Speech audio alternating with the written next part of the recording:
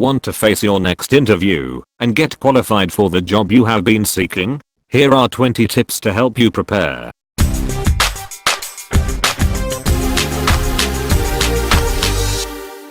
One.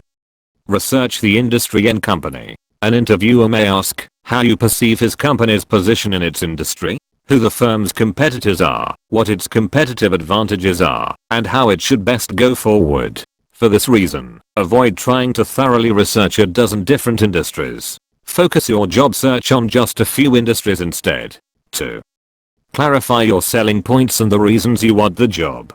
Prepare to go into every interview with 3 to 5 key selling points in mind, such as what makes you the best candidate for the position. Have an example of each selling point prepared. I have good communication skills, so I can handle team well. And be prepared to tell the interviewer why you want that job, including what interests you about it, what rewards it offers that you find valuable, and what abilities it requires that you possess. If an interviewer doesn't think you're really interested in the job, he or she won't give you an offer, no matter how good you are. 3. Anticipate the interviewer's concerns and reservations. There are always more candidates for positions than the openings. So interviewers look for ways to screen people out. Put yourself in their shoes and ask yourself why they might not want to hire you. You know what you have lack, then prepare your defense. You should know that reason the interviewer shouldn't be overly concerned. 4. Prepare for common interview questions. There are thousands of common interview questions. You might wonder just how long those interviews are if there are many common questions. So how do you prepare? Pick any list and think about which questions you're most likely to encounter, given your age and status. Then prepare your answers so you won't have to fumble for them during the actual interview. 5. Line up your questions for the interviewer. Come to the interview with some intelligent questions for the interviewer that demonstrate your knowledge of the company as well as your serious intent. Interviewers always ask if you have any questions, and no matter what, you should have 1 or 2 ready. If you say, no, not really, he or she may conclude that you're not all that interested in the job or the company. A good all-purpose question is, if you could design the ideal candidate for this position from the ground up, what would he or she be like? What do you think is the best thing about working here? And what kind of person would you most like to see fill this position? 6. Practice, practice, practice. It's one thing to come prepared with a mental answer to a question like, why should we hire you? It's another challenge to say it out loud, in confident and convincing way. The first time you try it, you'll sound garbled and confused, no matter how clear your thoughts are in your own mind. Do it another 10 times, and you'll sound a lot smoother and more particular. But you shouldn't do your practicing when you're on stage with a recruiter. Rehearse before you go to the interview. The best way to rehearse is get 2 friends and practice interviewing each other. Another idea is to record your answer and then play it back to see where you need to improve. 7. Score a success in the first 5 minutes. Some studies indicate that interviewers make up their minds about candidates in the first 5 minutes of the interview and then spend the rest of the interview looking things to confirm that decision. So what can you do in those 5 minutes to get through the gate? Come in with energy and enthusiasm and express your appreciation for the interviewer's time. Remember, she may be seeing a lot of other candidates that day, so bring in that energy. Also, start off with a positive comment about the company, something like, I've really been looking forward to this meeting, not interview. I think the company is doing great work in a particular field or project, and I'm really excited by the prospect of being able to contribute. 8. Get on the same side as the interviewer. Many interviewers view job interviews as argumentative. Candidates are going to try to get an offer out of the interviewer, and the interviewer's job is to hold on to it. Your job is to transform this tug of war into a relationship in which you're both on the same side. Could say something as simple as, I'm happy to have the chance to learn more about your company and to let you learn more about me, so we can see if this is going to be a good match or not. I always think that the worst thing that can happen is to be hired into a job that's wrong for you. Then nobody's happy. 9. Be confident and take responsibility for the interview.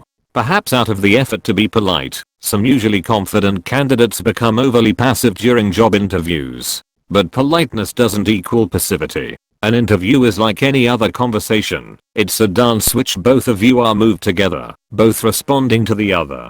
Don't make the mistake of just sitting there waiting for the interviewer to ask you about that Nobel Prize you won. It's your responsibility to make sure he walks away knowing your key selling points. 10.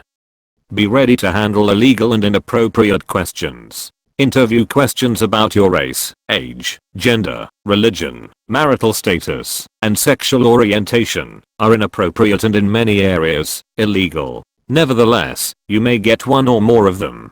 If you do, you have a couple of options. You can simply answer with a question, "I'm not sure how that's relevant to my application." Or, you can try to answer the question behind the question, "I don't know whether I'll decide to have children in the near future." 11. Make your selling points clear. If a tree falls in the forest and no one is there to hear it, did it make a sound? More important, if you communicate your selling points during a job interview and the interviewer doesn't get it, did you score? On this question, the answer is clear, no. So don't bury your selling points in long-winded stories. Instead, tell the interviewer what your selling point is first, then give the example. 12. Think positive. No one likes a complainer, so don't tell on negative experiences during an interview. Even if the interviewer asks you point blank, "What courses have you liked least?" or "What did you like least about that previous job?" don't answer the question. Or more specifically, don't answer it as it's been asked. Instead, say something like, "Well, actually I found something about all of my classes that I've liked. For example, although I found class to be very tough, I liked the fact that positive point about the class," or "I liked a previous job quite a bit, although now I know that I really want to new job." 13. Close on a positive note. If a salesman came to you and demonstrated his product, then thanked you for your time and walked out the door, what did he do wrong? He didn't ask you to buy it. If you get to the end of an interview and think you'd really like that job, ask for it.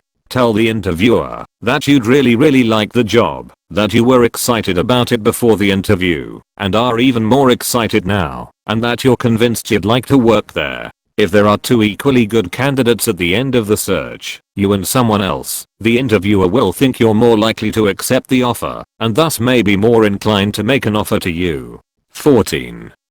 Bring a copy of your CV to every interview.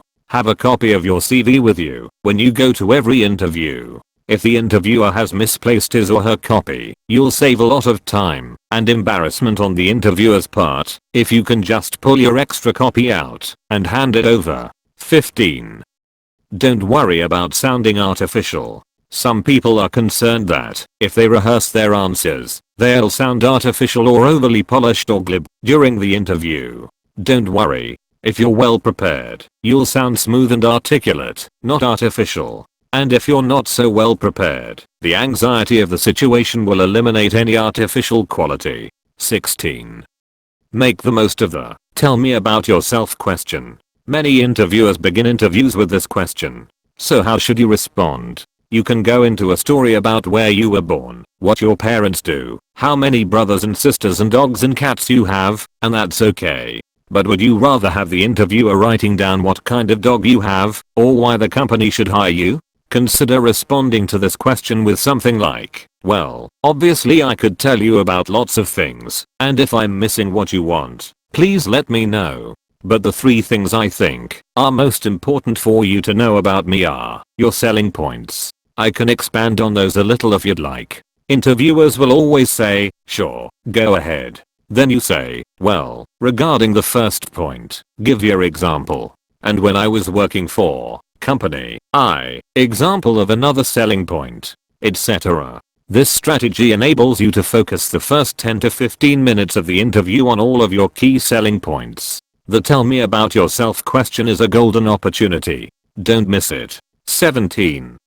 Speak the right body language. Dress appropriately, make eye contact, give a firm handshake, have good posture, speak clearly, and don't wear perfume or cologne. Sometimes interview locations are small rooms that may lack good air circulation. You want the interviewer paying attention to your job qualifications. 18. Be ready for behavior-based interviews. One of the most common interview styles today is to ask people to describe experiences that the company thinks are important for a particular position. You might be asked to talk about a time when you made an unpopular decision, displayed a high level of persistence, or made a decision under time pressure and with limited information. Step 1 is to anticipate the behaviors this hiring manager is likely to be looking for. Step 2 is to identify at least one example of when you demonstrated each behavior. Step 3 is to prepare a story for each example. Many people recommend using situation action result as a model for the story. Step 4 is to practice telling the story. 19. Send thank you notes. Write a thank you note after every interview. Type each note on paper or send them by email, depending on the interviewer's preferences. Customize your notes by referring specifically to what you and the interviewer discussed. For example, I was particularly excited about, or interested by, or glad to hear what you said about. Handwritten notes might be better if you're thanking a personal contact for helping you in your job search. Whatever method you choose, notes should be sent within 48 hours of the interview. To write a good thank you note, you'll need to take time after each interview to jot down a few things about what the interviewer said. Also, write down what you could have done better in the interview and make adjustments before you head off for your next interview. 20. Don't give up. If you've had a bad interview for a job that you truly think would be a great fit for you, don't give up. Write a note, send an email, or call the interviewer to let him or her know that you think you did a poor job of communicating why you think this job would be a good match. Reiterate what you have to offer the company and say that you'd like an opportunity to contribute. Whether this strategy will get you a job offer depends on the company and on you. But one thing's for sure, if you don't try, your chances are exactly zero. We've seen this approach work on numerous occasions, and we encourage you to give it that last shot. If you enjoyed my video, please like and subscribe my YouTube channel. Hit the bell icon to catch my latest videos. Comment below any suggestions or anything you want to know relate to this. Thanks for watching. Have a nice day.